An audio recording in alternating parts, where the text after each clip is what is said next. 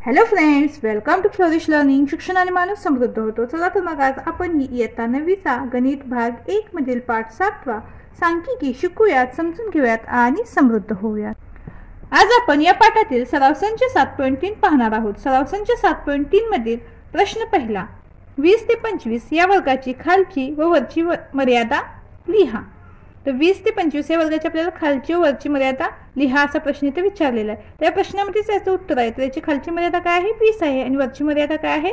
25 आहे. पाहूयात चला आपण याचं उत्तर. तर खालची मर्यादा काय आहे याची? 20 आहे आणि वरची मर्यादा काय आहे याची? 25 आहे. झालं, इतकं सोपं उत्तर आहे याचं.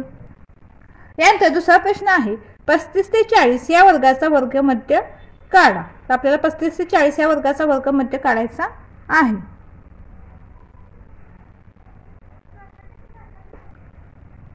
तर वर्गमध्याचं सूत्र माहिती आहे आपल्याला. काय आहे वर्गमध्याचं सूत्र? तर वर्गमध्य बरोबर खालची वर्गमर्यादा अधिक वरची वर्गमर्यादा भागिले 2. तर इथे खालची वर्गमर्यादा काय आहे? 35 आणि वरची वर्गमर्यादा काय आहे? 40. म्हणून 35 अधिक 40 भागिले 2. आता यांची बेरीज करूया. ती बेरीज किती मिळते आपल्याला? तर 35 अधिक 40 यांची बेरीज काय मिळते आपल्याला? 75 मिळते. हे 5 अधिक 0 आहे तसे 5 आणि 3 आणि 4 7 म्हणून 75 भागिले 2 आहे तसे होतील. आता याचा आपण भागाकार करूयात. तुम्ही डायरेक्ट इथे तोंडी तुम्हाला इथे भागाकार आता हा यायला पाहिजे. इथे काय होईल? 2 त्रिका 6, 1 उरेल 15, 2 7 14, पुन्हा काय होईल? 1 उरतील. त्यानंतर आपण दशांश चिन्ह देऊयात आणि 0 घेऊयात म्हणजे 10 होतील. पुन्हा काय होईल? 2 पंचे 10 म्हणजे काय उत्तर मिळेल आपल्याला? 37.5. म्हणून वर्गमध्य बरोबर 37.5. यानंतर तिसरा प्रश्न आहे, एका वर्गाचा मध्य 10 असून वर्ग अवकाश 6 आहे, तर तो वर्ग कोणता? तर इथे पहा, या प्रश्नाला हा स्टार केलेला आहे. याचा अर्थ हा प्रश्न परीक्षेत बऱ्याच वेळा विचारला गेलेला आहे. तर तो तुम्ही प्रश्न नीट समजून लक्ष देऊन समजून घ्या. तर हा प्रश्न तुम्ही नीटपणे समजून घ्या आणि लक्षात ठेवा. आता इथे वर्गाची खालची वर्गमर्यादा y आणि वरची वर्गमर्यादा आपण ते x मानूयात. म्हणून आता वर्गमध्याचं सूत्र काय आहे? तर वर्गमध्य बरोबर खालची वर्गमर्यादा अधिक वरची वर्गमर्यादा भागिले 2. तर वर्गमध्य आपल्याला ते दिलेलं आहे. वर्गमध्य किती आहे? 10 आहे. बरोबर काय होईल? इथे आपण काय केलेलं आहे? खालची वर्गमर्यादा काय मानलेली आहे? ते y मानलेली आहे आणि वरची वर्गमर्यादा आपण काय मानलेली आहे? x मानलेली आहे. काय होईल आता इथे? x अधिक y भागिले 2. आता हे 2 इकडे भागिले तिकडे काय होतील? गुणिले होतील. म्हणून काय होईल? 10 दुनी 20 बरोबर x अधिक y. म्हणजे आपण काय करू शकतो? बाजूस आलटून पालटून सुद्धा आपण लिहू शकतोय. म्हणून x अधिक y बरोबर 20. याला काय होईल? आपण समीकरण 1 असं मानूयात. आता वर्ग अवकाशचं सूत्र काय आपल्याला माहिती आहे? वर्ग अवकाशचं सूत्र काय आहे? वरची वर्गमर्यादा वजा खालची वर्गमर्यादा. म्हणून आता इथे काय होईल? म्हणून वर्ग अवकाश बरोबर वरची वर्गमर्यादा वजा खालची वर्गमर्यादा. आता वर्ग अवकाश आपल्याला आधीच दिलेला आहे. वर्ग अवकाश किती आहे? 6 आहे. म्हणून काय होईल? 6 बरोबर x वजा y. हीच आपण आता काय करू शकतो? बाजूंच्या अशा अदलाबदल करून लिहू शकतोय. म्हणून काय होईल? x वजा y बरोबर 6. याला आपण काय करूया? समीकरण 2 मानूयात. ठीक आहे. तर ते आपल्याला x किंवा y ची किंमत मिळवायची आहे. म्हणून आपण ते काय करूया? समीकरण 1 व 2 ची बेरीज करूया. ते समीकरण 1 आहे आणि समीकरण 2 आहे. यांची बेरीज केल्यानंतर काय होईल? इथे अधिक y आहे, इथे वजा y आहे. एकमेकांना निघून जातील आणि x ची किंमत काढणं सोपं होईल. आपण ते समीकरण 1 आणि समीकरण 2 लिहिलेले आहे. त्यांची बेरीज करूया. तिथे काय होईल? x अधिक x 2x होतील. अधिक y ला वजा y निघून जातील. बरोबर 20 अधिक 6 26. म्हणून x बरोबर काय होईल? 26 भागिले 2. म्हणून x बरोबर काय मिळेल आपल्याला? 2 ने 26 ला भागल्यानंतर 13चा भाग बसतो. 13 दुनी 26 पाठ आहेत आपल्याला.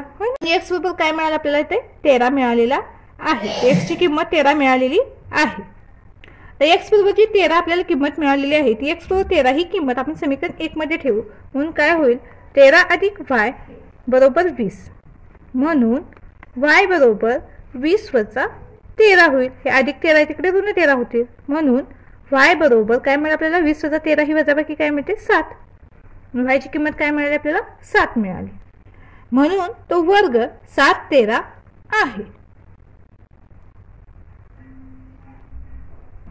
यानंतर चौथा प्रश्न आहे, खालील सारणी पूर्ण करा. वर्ग वय वर्षामध्ये आपल्याला इथे दिलेलं आहे. त्यानंतर टाळ्याच्या खुणा आणि वारंवारता F, विद्यार्थी संख्या इथे दिलेली आहे. आपल्याला वर्ग आणि टाळ्याच्या खुणा दिलेल्या आहेत. त्यानंतर आपल्याला इथे वारंवारता लिहायची आहे या चौकोनांमध्ये. आणि इथे एक टाळ्याच्या खुणाची जी ओळ आहे ती रिकामी आहे पहा, ती सुद्धा आपल्याला इथे लिहायची आहे. चला सोडून पाहूयात. तर अशा पद्धतीने सारणी आपल्याला इथे दिलेली आहे. आपल्याला इथे वारंवारता F, विद्यार्थी संख्या लिहायची आहे. तर टाळ्याच्या खुणांवरून ही वारंवारता आपल्याला लिहायची आहे. तर या खुणा किती आहेत, तर 1 2 3 4 आणि ही एक रेष 5. तर वारंवारता इथे काय होईल, 5. आता इथे मोजूया, तिथे किती आहे, 1 2 3 4 5 6 7 8 9 10 11 12 13 14. तर टाळ्याच्या खुणा कशा करतात ते तुम्हाला माहिती आहे ना. तर 4 उभ्या रेषा मारायच्या आणि जी 5वी रेषा आहे ती त्यावर तिरकी घ्यायची. तर अशा पद्धतीने आपण टाळ्याच्या खुणा देतो. तर हा जो कॉलम आहे, ही जी ओळ आहे ती इथे रिकामी ठेवलेली आहे. तर इथे आपल्याला टाळ्याच्या खुणाने वारंवारता आपण काढायची आहे. यानंतर पुढच्या टाळ्याच्या खुणा आहेत, इथे 4 खुणा आहेत, 1 2 3 4, म्हणून इथे वारंवारता असतं काय येईल, 4 येईल. यानंतर n बरोबर समेशन F बरोबर 35 ही किंमत आपल्याला दिलेली आहे. तर ह्याची आपल्याला जी माहिती दिलेली आहे त्यावरून आपल्याला इथली किंमत काढणार आहोत. तर आता ही जी रिकामी ओळ आहे, तर या टाळ्याच्या खुणांची जी जागा रिकामी आहे तिला आपण काय म्हणूयात, x मानूयात. हे वारंवारताची टाळ्याच्या खुणांची जी ही लाईन रिकामी आहे तिला आपण x मानूयात आणि ती किंमत मिळवूया. तर आपण रिकामी सारणी ती x मानलेली आहे. म्हणून आता काय होईल, 5 अधिक 14 अधिक x अधिक 4 बरोबर काय होईल, 35. इथे आपल्याला दिलेलं आहे त्यांची बेरीज किती आहे, ती 35 आहे. म्हणून आपण ते x मानलं आणि त्यांची सगळ्यांची आपण ते बेरीज करत आहोत. आता काय होईल, 5 अधिक 14 अधिक 4 काय होईल, 19. 19 ने 4 23 अधिक x बरोबर 35. म्हणून x बरोबर 35 वजा 23 होईल. हे धन 23 आहे तिकडं ऋण 23 होतील. म्हणून x बरोबर 35 वजा 23 ही वजाबाकी करूया. ती वजाबाकी किती मिळते आपल्याला, 12 मिळते. म्हणून x ची किंमत काय मिळाली आपल्याला, ते 12 मिळाली. म्हणजेच इथे वारंवारता या विद्यार्थी संख्यामध्ये इथे काय येईल, 12 येईल. आणि इथे टाळ्याच्या खुणा किती द्यावे लागतील, 12 द्यावे लागतील. 1 2 3 4 5 1 2 3 4 5 आणि 1 2. ठीक आहे. तर चौथा प्रश्न सुद्धा आपण किती सहजपणे ते सोडून पाहिला. समजलं का तुम्हाला, लक्षात आलं का आपण ते काय केलं. तर ही वारंवारता विद्यार्थी संख्या जी आपल्याला दिलेली आहे सगळ्यांची आपण बेरीज केली आणि जी रिकामी ओळ होती त्याला आपण इथे x मानलं आणि त्यावरून x ची किंमत मिळवली.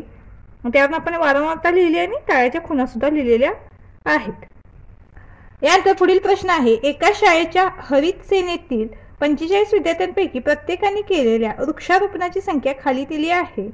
यावरून अवर्गीकृत वारंवारता वितरण सारणी तयार करा. तर आपल्याला इथे वृक्षारोपणाची संख्या दिलेली आहे, त्यावरून आपल्याला वारंवारता वितरण सारणी तयार करायची आहे. तर वृक्षांची संख्या आपण इथे लिहून घेतलेली आहे. तर कमीत कमी 3 आणि जास्तीत जास्त 7 वृक्षांची संख्या इथे आपल्याला पाहायला मिळते. म्हणून वृक्षांच्या संख्यामध्ये 3 ते 7 पर्यंतचे अंक आपण ते लिहून घेऊयात. म्हणजे 3 4 5 6 आणि 7 ही वृक्षांच्या संख्यामध्ये आपण ते अंक लिहून घेतलेले आहेत.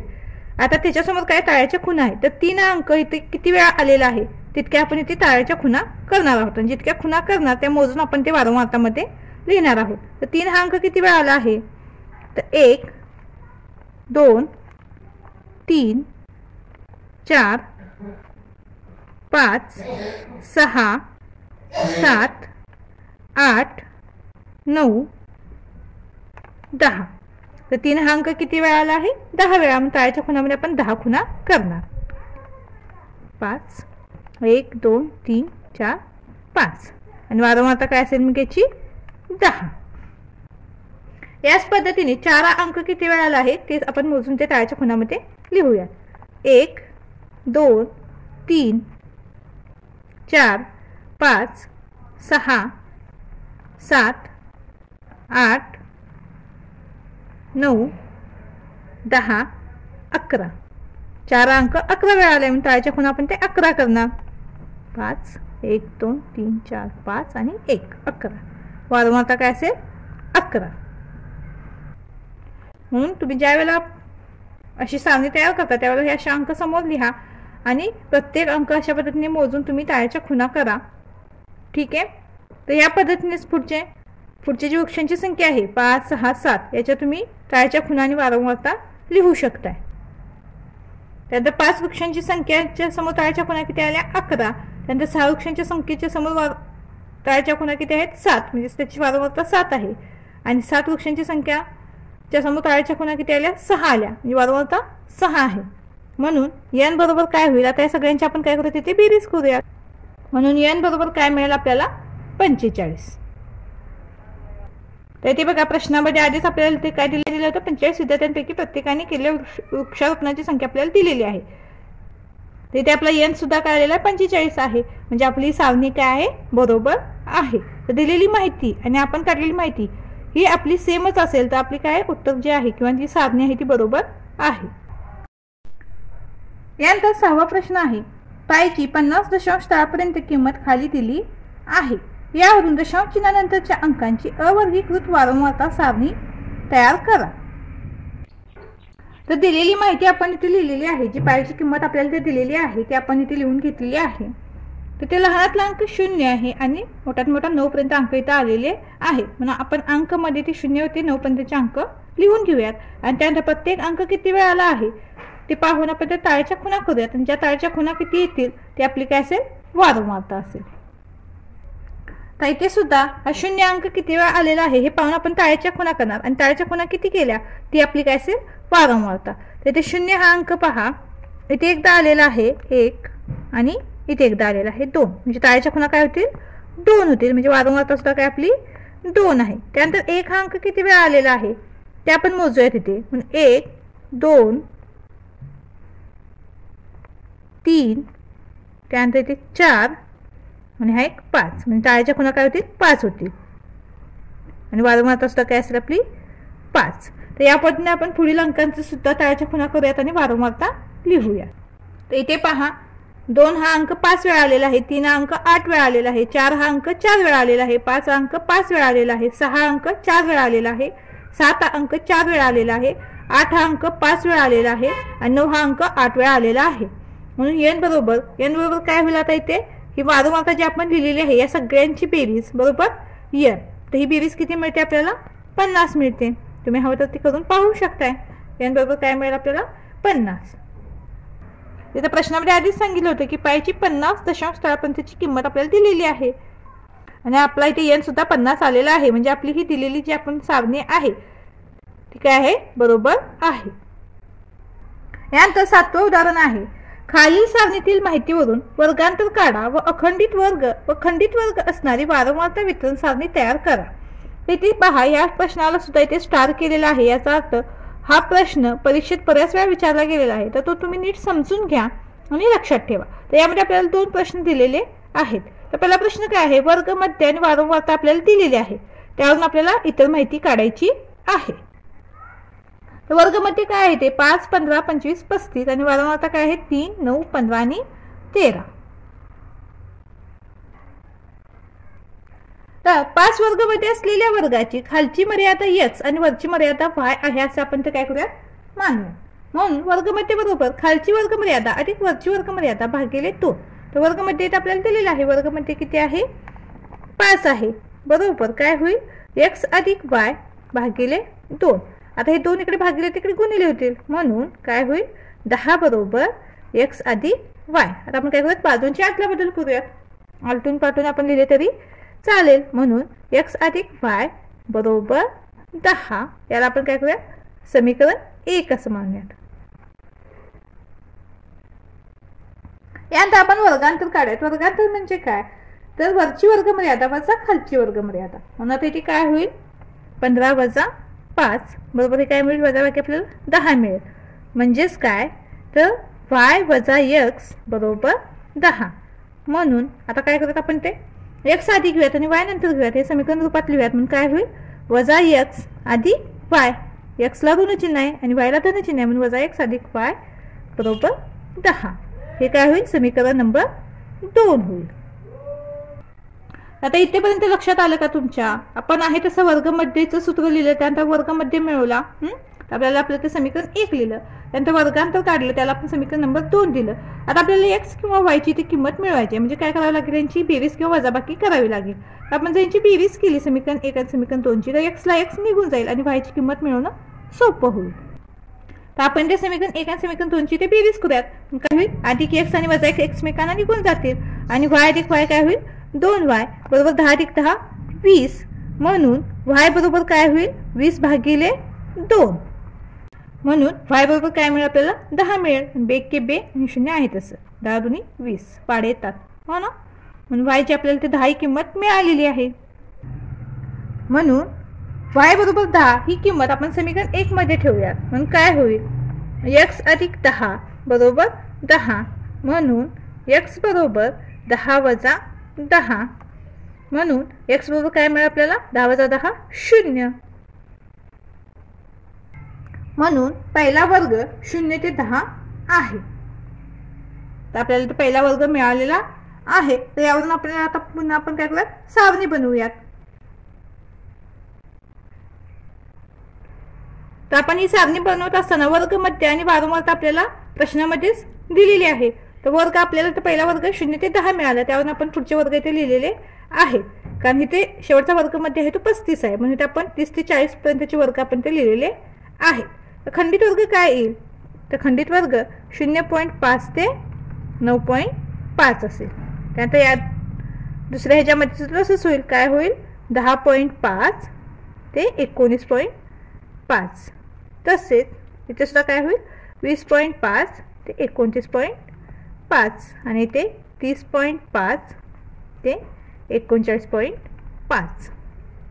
अशा पद्धतीने आपली सारणी पूर्ण झालेली आहे. आपण वर्ग, खंडित वर्ग, वर्गमध्ये वारंवारता लिहिलेली आहे.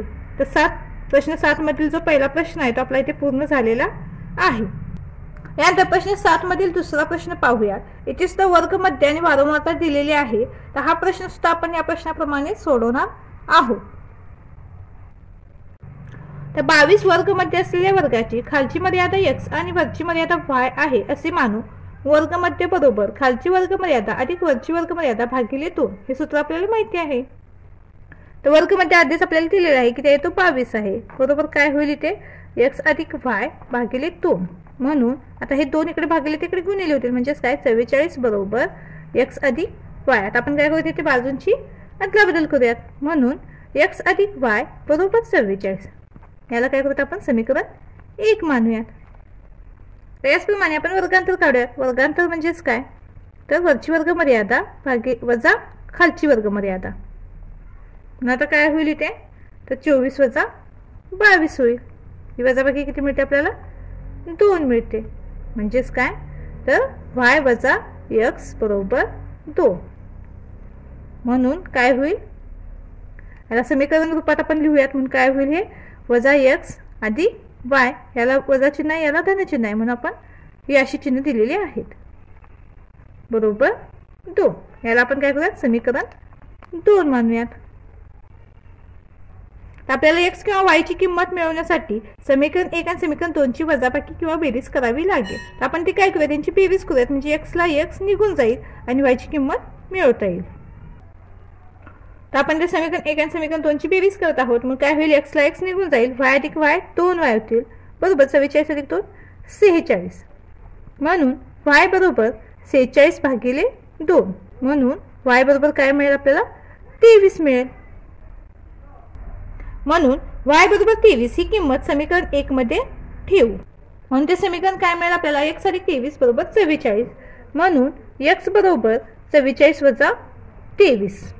म्हणून x बरोबर काय मिळेल आपल्याला, ही वजाबाकी 21 मिळेल. म्हणून पहिला वर्ग आपल्याला 21 ते 23 मिळेल. तर आता हे मिळालेल्या माहितीवरून आपण याची सारणी तयार करूयात. तर ते वर्ग, मध्य आणि वारंवारता आपल्याला आधीच प्रश्नामध्ये दिलेली आहे. आपल्याला जो पहिला वर्ग मिळाला त्यावरून आपण बाकीचे अखंडित वर्ग इथे लिहिलेले आहे.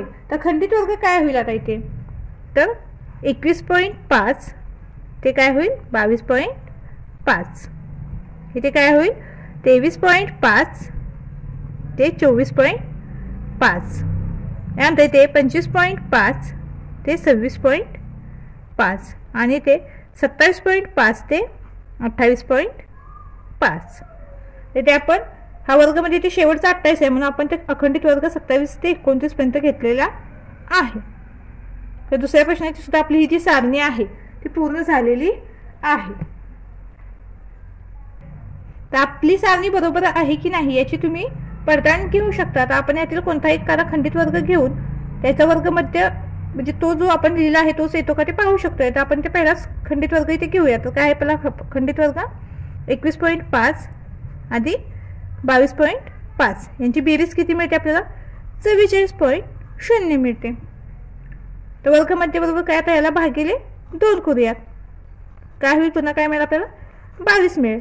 म्हणजे हा खंडित वर्ग आणि त्याचा वर्गमध्य आपल्याला म्हणजे आपलं उत्तर बरोबर आलेलं आहे. म्हणजे आपली सारणी काय आहे बरोबर आहे. किंवा अखंडित वर्ग सुद्धा आपण घेऊन करू शकतोय. इथे 21 अधिक 23 यांची बेरीज सुद्धा काय मिळते आपल्याला 44 मिळते.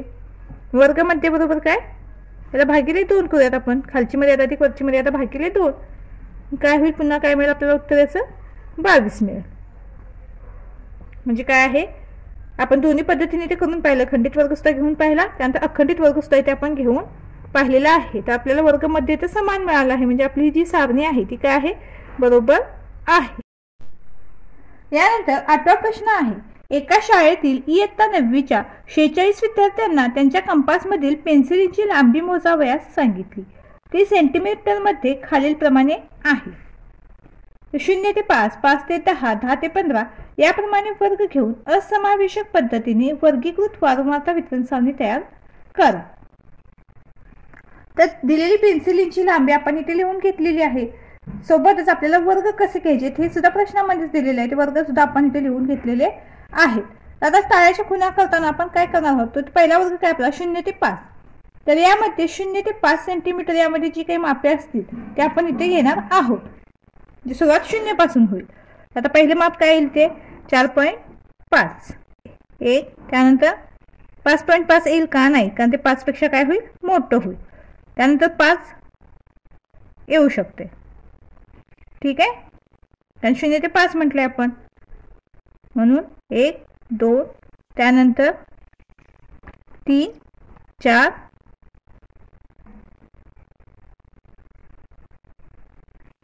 त्यानंतर पुन्हा 5 पेक्षा 0 ते 5 मधलं माप कोणतं आहे ते आपण शोधणार आहोत. 4.8 सुद्धा काय होईल 0 ते 5 यामध्येच येईल. यानंतर पुन्हा 4.5 आहे.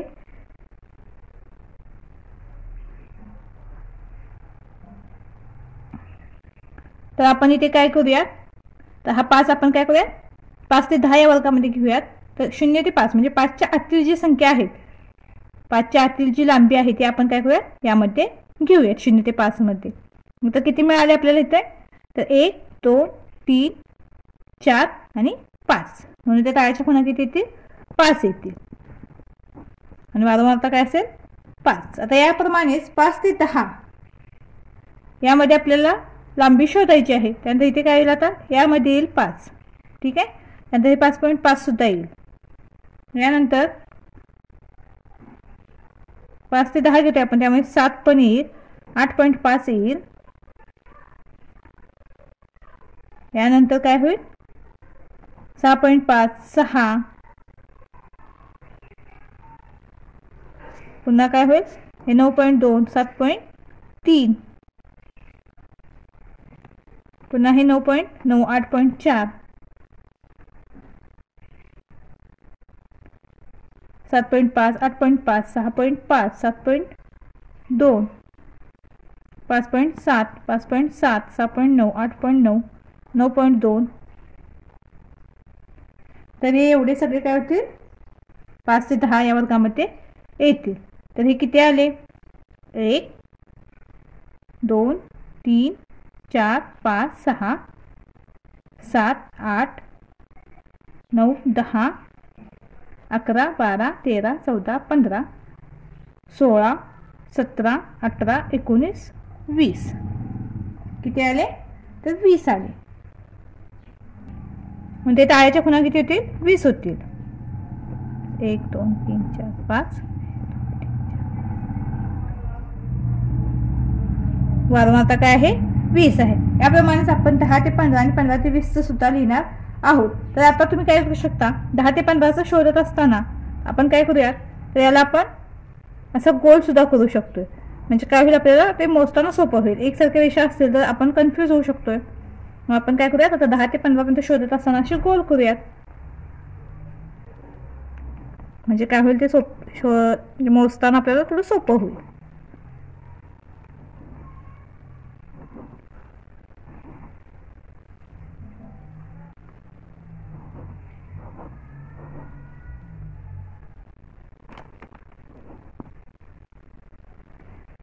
तर किती झाले आता हे 10 ते 15 मधले? 1 2 3 4 5 6 7 8 9 10 11 12 13 14 15. किती झाले? 15. म्हणजे आपण काय करूयात, 15 तळ्याच्या खुणा करूयात. वारंवारता काय असेल याची? 15. आता 15 ते 20 मध्ये राहिलेले जे नंबर आहे ज्यांना आपण कोणतीच खूण केलेली नाही ते आपण 15 ते 20 मध्ये लिहू शकतो. तर अशी किती आहेत? 1 2 3 4 5 6. तर किती आहेत? 6. मग तळ्याच्या खुणा किती होतील? 6. वारंवारता काय असेल? 6. तर आपल्याला दिलेल्या माहितीवरून आपली वारंवारता सारणी बनवून इथे तयार झालेली आहे. आपण तळ्याच्या खुणाने वारंवारता दोन्ही सुद्धा इथे लिहिली आहे. आता आपण ते एन काढूया. एन म्हणजेच काय, हे दिलेल्या वारंवारतेतील ज्या आपण संख्या लिहिली आहे त्या सगळ्यांची बेरीज. ती बेरीज किती येते? 25 आणि 15 40 आणि 6 46. एन किती मिळाला आपल्याला? 46 मिळाला. तिथे 9वीचे किती विद्यार्थी आहेत? तर 46 विद्यार्थी आहेत. आणि आपला हा एन सुद्धा किती आलेला आहे? 46 आलेला आहे. म्हणजे आपली ही सारणी काय आहे? बरोबर आहे. यानंतर 9वा प्रश्न आहे. एका गावातील सहकारी दूध संकलन केंद्रावर 50 व्यक्तींनी प्रत्येकी किती लिटर दूध जमा केले आहे याची माहिती खाली दिली आहे. योग्य वर्ग घेऊन वर्गीकृत वारंवारता वितरण सारणी तयार करा. तर आपल्याला ही जी माहिती दिलेली आहे त्याच्या आधारे आपल्याला सारणी तयार करायची आहे. तर दिलेली माहिती आपण इथे अशी लिहून घेतलेली आहे. तर आपण या पद्धतीने सारणी बनवणार आहोत. आपण वर्ग 0 ते 20 20 ते 40 40 ते 60 60 ते 80 80 ते 100 पर्यंत घेतलेले आहेत. आता तळ्याच्या खुणा आणि वारंवारता आपण ते लिहिणार आहोत. तर आधी 0 ते 20 मध्ये आपण संख्या शोधूयात.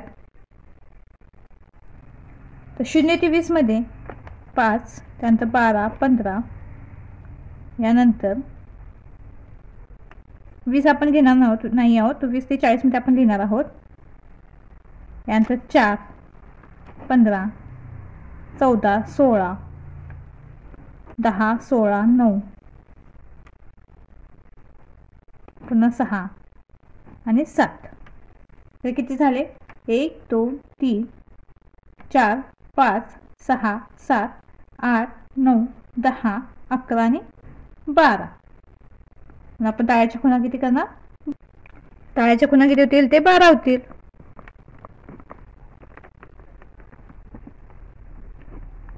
वारंवारता काय असेल? इथे 12 असेल. याचप्रमाणे आपण पुढील प्रत्येक वर्गासाठी तळ्याच्या खुणाने वारंवारता लिहिणार आहोत. तर या पद्धतीने आपल्या तळ्याच्या खुणाने वारंवारता लिहून झालेल्या आहेत. आता आपण ते काय करूयात? एन लिहूयात. एन म्हणजेच काय? वारंवारता जी आपण लिहिली आहे त्या सगळ्या अंकांची बेरीज. ही किती मिळते आपल्याला? तर 50 मिळते. तर इथे पहा, दूध संकलन केंद्रावर 50 व्यक्तींनी प्रत्येकी किती लिटर दूध जमा केले आपल्याला दिलेले आहे. म्हणजे किती व्यक्ती आहेत? त्या 50 व्यक्ती आहेत.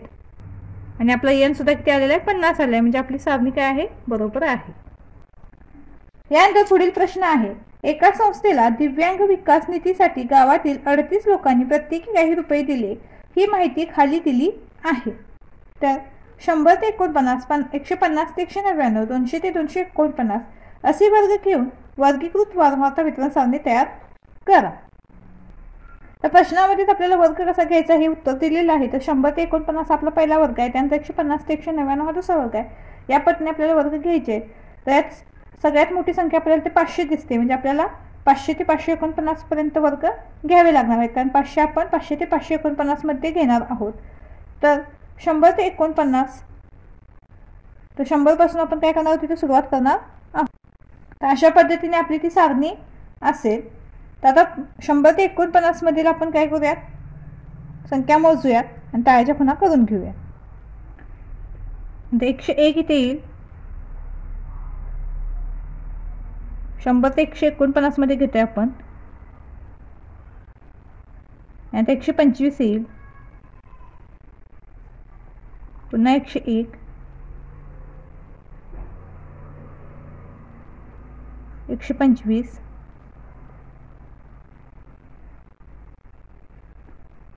100, 105 आणि 100. तर किती झाले हे? 1 2 3 4 5 6 आणि 7. म्हणून टाळ्याच्या खुणा किती होतील? 7 होतील. टाळ्याच्या खुणा येतील 7. वारंवारता किती असेल? 7. या पद्धतीनेच आपण पुढे सर्व वर्गांसाठी टाळ्याच्या खुणा आणि वारंवारता लिहिणार आहोत. तर अशा पद्धतीने आपल्याला ही सारणी मिळेल. आता आपण इथे n जर काढला तर सगळ्यांची आपण बेरीज केली तर ही बेरीज किती मिळते आपल्याला? 38 मिळते. तुम्ही बेरीज करून पाहू शकता. ह्या सूत्रात तुम्ही जे हे अंक आहेत, जसं आपण पहिल्या वर्गामध्ये दाखवले शोधले आणि त्यानंतर आपण ते टाळ्याच्या खुणा केल्या आणि वारंवारता लिहिली, त्या पद्धतीनेच तुम्ही हे सगळे जे वर्ग आहेत ते शोधायचे आहेत, त्या संख्या शोधायच्या आहेत आणि त्याच पद्धतीने टाळ्याच्या खुणा करायच्या आहेत आणि वारंवारता लिहायचे. हे सगळं आपण जर व्हिडिओमध्ये दाखवत बसलो तर आपला व्हिडिओ खूपच मोठा होईल. म्हणून फक्त तुम्हाला समजण्यापुरता 1 ते 2 वर्ग आपण ते दाखवलेले आहेत. तुम्हाला समजलं असेल, तुमच्या लक्षात आलं तर तुम्ही बाकीचे ते सहजपणे लिहू शकताय. आपल्या इथे n किती आलेला आहे? 38 आलेला. इथे पहा, दिव्यांग विकास निधीसाठी गावातील 38 लोकांनी पैसे दिलेले आहेत आणि आपला n किती आलेला आहे? 38 आलेला आहे. म्हणजे आपली सारणी काय आहे? बरोबर आहे. यानंतर यातील दुसरा प्रश्न आहे, सारणीवरून 350 रुपये व त्यापेक्षा अधिक निधी देणाऱ्यांची संख्या किती आहे ते लिहा. 350 रुपये किंवा त्यापेक्षा जास्त जे निधी दिलेले अशी लोक आहेत तर त्यांची संख्या किती आहे ते आपल्याला लिहायचं. तर 350 किंवा 350 पेक्षा जास्त निधी देणारी ही लोक आहेत तर ती किती आहेत?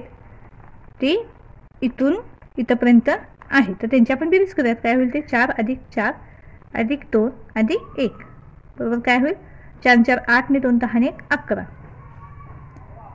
म्हणजे 350 रुपये व त्यापेक्षा अधिक निधी देणाऱ्यांची संख्या किती आहे? ती 11 आहे. तर अशा पद्धतीने आपला सराव संच पूर्ण झालेला आहे. व्हिडिओ आवडल्यास चॅनलला लाईक शेअर सबस्क्राईब नक्की करा आणि हो कमेंट सुद्धा नक्की करा. धन्यवाद.